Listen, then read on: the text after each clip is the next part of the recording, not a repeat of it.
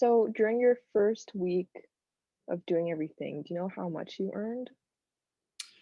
The first week, it wasn't a whole lot because with Rover, you kind of have to make your rates kind of competitive with people in your area. So I think I started off making like probably like $12 for like a walk.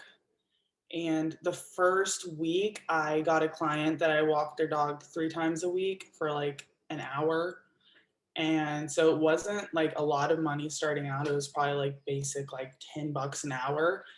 But Yeah. after a while, you start raising your rates because you get a lot of good reviews and stuff. So it starts off slow, and you got to be competitive to get those clients. You can't just like go on there and make your prices that like your price is the highest because you're not going to get any clients because people want Yeah. people that have good reviews and then have done a lot of stays and stuff.